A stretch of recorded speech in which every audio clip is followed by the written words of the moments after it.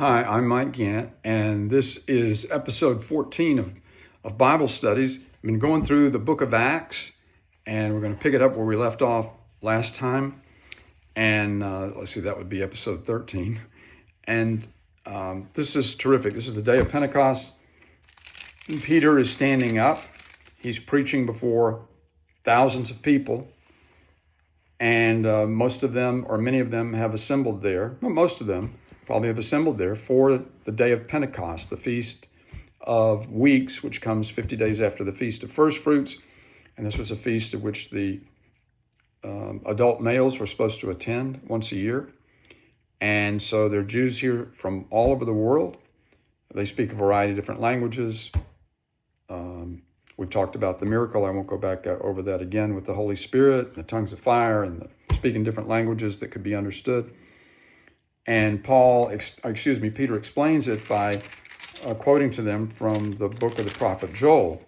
Well, now he's turning to the book of Psalms to quote King David. And speaking of Jesus, and maybe I'll just back up and read the 3 verses before that to give it the context. Peter says, "Men of Israel, listen to these words. Jesus the Nazarene," just meaning Jesus of Nazareth, "a man attested to you by God with miracles and wonders and signs which God performed through him in your midst, just as you yourselves know. This man, delivered over by the predetermined plan and foreknowledge of God, you nailed to a cross by the hands of godless men and put him to death. But God raised him up again, putting an end to the agony of death, since it was impossible for him to be held in its power. For David says of him," so he said, it's impossible for Jesus to be held in his power. How is it that it's impossible? Because it's certainly been possible to hold the rest of us in captive to death. So he says, "For David says of him," and he's quoting here from Psalm 16, I think beginning in verse 8. You can look in your own Bible and just check it out and compare Acts 2:25 to Psalm 16:8 and track it. Now, the words aren't always 100% identical because the Old Testament was originally written in Hebrew. The New Testament was written in Greek. And, of course, both of them are now translated to English. And then just like we have different versions of the Bible, they have different versions of the Bible. But they all say the same important things. The only places they differ are on details. So, again, quoting from Psalm 16, Peter says, "I saw the Lord always in my presence." This is David talking. "For he is at my right hand, so that I will not be shaken. Therefore my heart was glad and my tongue exulted. Moreover, my flesh also will live in hope." Because this is the same David that knocked down and killed Goliath, the same David that even prior to his victory over Goliath had been a shepherd for his father in the fields and had successfully fought off a bear on one occasion and a lion on another, at least one occasion for each. So he'd grown used to carrying around in his mind the truth that the Lord was always with him. He's at my right hand, I won't be shaken. Why? Because David was on a mission. He was living for God, which is what every Israelite was taught to do, to live for God. Not all of them did it, but David did. And he goes on to say, "Therefore my heart was glad, and my tongue exulted. Moreover, my flesh also will live in hope, because you will not abandon my soul to Hades." Hades is the Greek word for Sheol. It's called Sheol in the Old Testament, Hades in the New Testament. It's the place where everybody went when they died. He says, "You will not abandon my soul to Hades, nor allow your Holy One to undergo decay." I'll say more about that line in a little bit.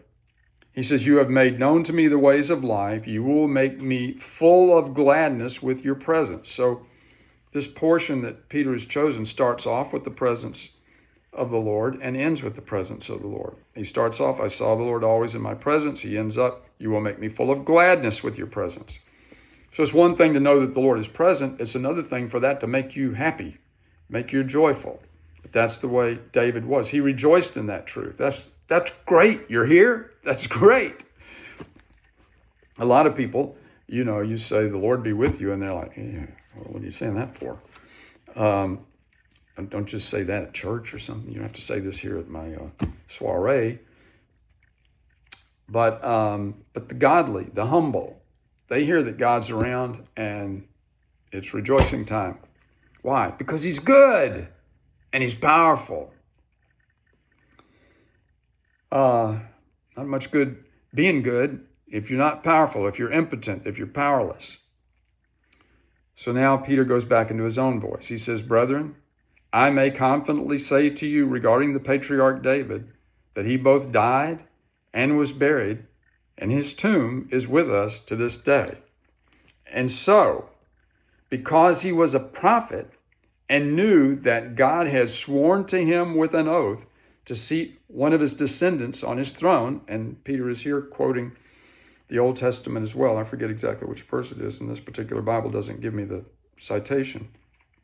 But he's quoting the Old Testament in that sentence. Peter says, David looked ahead and spoke of the resurrection of the Christ, meaning the Messiah, that he was neither abandoned to Hades, nor did his flesh suffer decay. So in other words, he's saying in this verse, he says, in this verse from Psalm 16, when David said, because you will not abandon my soul to Hades, nor allow your Holy One to undergo decay, he wasn't speaking primarily for himself, but he was speaking for his descendant. Messiah. God had promised him with an oath that his descendant, David's descendant, would be the Messiah. So he wrote these words in anticipation of the Messiah. Now you might say, well, Mike, how do you know that? Well, I read it. I read it in the Bible, and I'll read you from where I read it right here. Listen to this from 1 Peter chapter 1, verses 10 through 12. Peter's talking about God's salvation. Same Peter we were just talking about. The prophets who prophesied of the grace that would come to you, that would include David, because he was a prophet. Remember, Peter just said so. Made careful searches and inquiries. Okay, so David and the other prophets made careful searches and inquiries, seeking to know what person or time the Spirit of Christ within them was indicating, or the Spirit of Messiah within them was indicating, as he predicted the sufferings of Christ and the glories to follow. It was revealed to them that they were not serving themselves, but you, in these things which now have been announced to you, through those who preach the gospel to you by the Holy Spirit sent from heaven, things into which angels long to look. So Peter is saying in this first letter of his that the things that the prophets like David wrote, they sought the Lord about what are these thoughts that are coming to me? These thoughts about you won't abandon my soul to Sheol or Hades. You won't allow my flesh to undergo decay. That doesn't seem right, because we all die, Lord. I can picture David praying that. We all die. What does this mean? And Peter says right here, it was revealed to them that they were not serving themselves, but you, and these things which have now been announced to you through those who preach the gospel to you by the Holy Spirit sent from heaven. So the prophets were speaking. They were going through experiences which would be like the experiences that Messiah would go through. But Messiah was going to get a deliverance like no one else had ever gotten. David got protected from death. There were a lot of times he was delivered from death. He was going to die. Saul was going to kill him.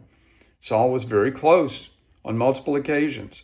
But God delivered him, protected David. But eventually David died. So David had experiences which foreshadowed the deliverance that God would bring to his descendant, the Messiah. But the fullness of the deliverance of Messiah would be that he would be raised from the dead, actually raised from the dead. He'll die, but then be raised from it on the third day. Not a minute after, not 10 minutes after, but on the third day, he was raised from the dead, never to die again. It's an eternal salvation. So this is the second Old Testament prophecy that Peter is referred to in this speech or sermon, if you want to call it that, in Jerusalem on the day of Pentecost. And we'll pick it up here next time. But remember, Jesus died according to the scriptures, and this Psalm 16 that Peter's quoting is one of them.